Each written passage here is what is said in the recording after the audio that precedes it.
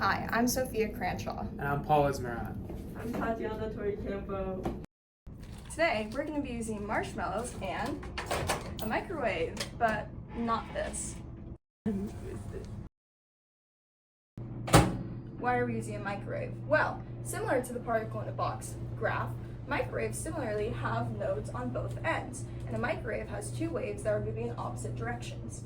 What we're going to do today is we're going to put marshmallows into the microwave, heat them up, and then we're going to measure the distance between the marshmallows to determine, well, speed of light and also the wavelength emitted from the radiation in the microwave.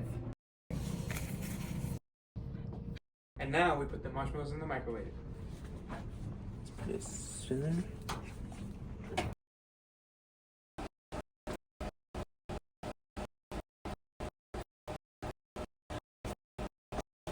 And now we're going to cut an atom. Just kidding, we're going to measure the wavelength between the marshmallows. Now we're going to measure from here to here. These represent the antinodes. 5 centimeters between. After we were done measuring the distance between the centers of each marshmallow, we found that the length between the antinodes was 5 centimeters. Now we can convert that to meters and then double it. Oh, shoot.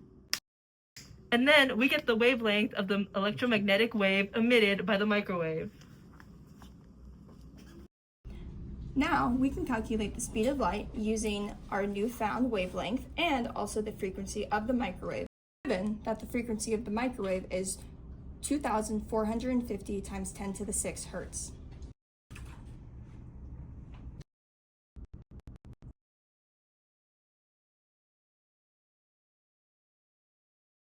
Our value, 2.45 times 10 to the 8 meters per second, is not exactly 3.0 times 10 to the 8 meters per second, equaling the speed of light. It's important to note that our value is incredibly close, and we're also accounting for experimental error, such that this microwave probably has different heating modes.